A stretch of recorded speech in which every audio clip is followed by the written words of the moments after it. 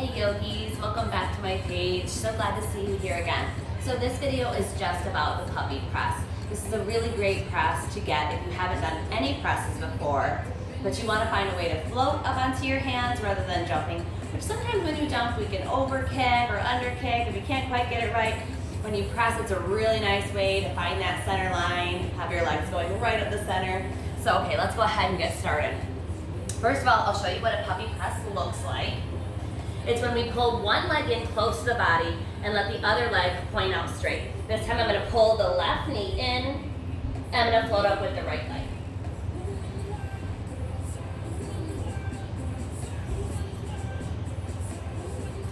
So as you can see, one leg was pulled in close to the body, helping keep the core engaged, and then allow the other leg to float up straight. A couple of little tricks to help you find your puppy press is to use a ball and to use a block. So the first thing we'll do is use a block, because what has to happen when we press is we have to get our shoulders and our hips in a nice straight line. So we have to get the hips as high as we possibly can. That comes from several things. Not only pressing into the hands, out of the shoulders, and shifting forward with the shoulders, but we also have to be able to get the hips up really high.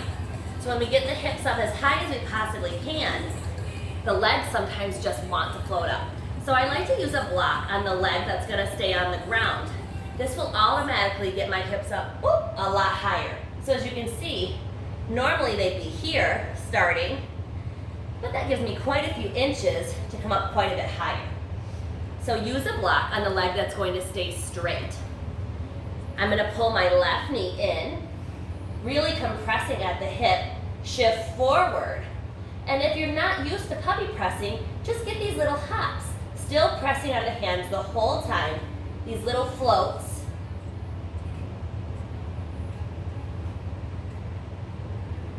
Till you find your hips coming up over your shoulders.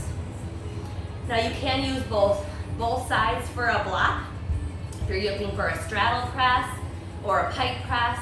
But with a puppy press, you're only going to need one, because only one leg will stay on the ground. The other thing that you can do is use a small ball. I like using this one. It's a nice size. You stick it right in to that hip flexor and you squeeze it. So the leg that's straight will stay on the block and the leg that's bent will squeeze the ball. So my right leg's going to stay straight. My left leg is going to bend. So I'm going to put my ball deep into my hip crevice, that line that we get when we lift our leg, and that will remind me to squeeze and to compress. So I'm going to put the ball there, automatically start bending that leg so the ball doesn't fall. And then the idea is to not let the ball fall at all, still compressing, still squeezing.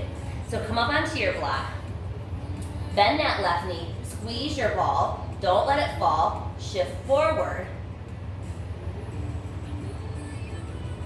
and hold. Maybe back to the block, down, and take the ball back out. Now, of course, remember to do both sides. It's going to be easier on one side. We usually have one hip that's stronger, one hip that's a little looser.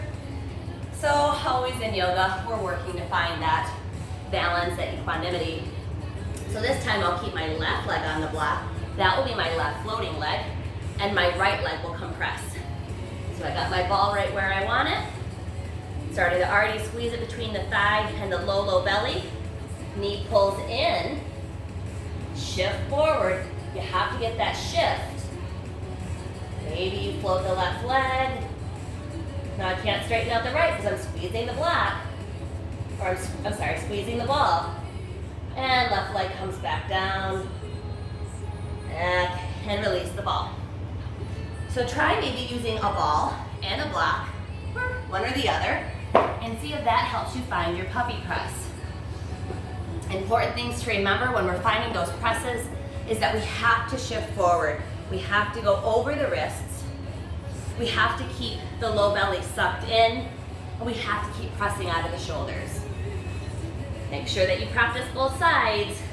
Pull that knee in, come onto the very tippy toe, shift forward and float.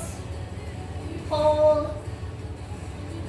Slowly, always working that reversal, bringing the foot back down as slow as we can to find control. And work both sides. Pull that right knee in. Come onto the left tippy toes. Squeeze and compress. Keep pressing. Push out of the shoulders. And nice and slow, come back down. Very good. Shake out the wrists. Always bring up gratitude to this amazing practice, these amazing bodies. Namaste, friends. Keep practicing. You've got this.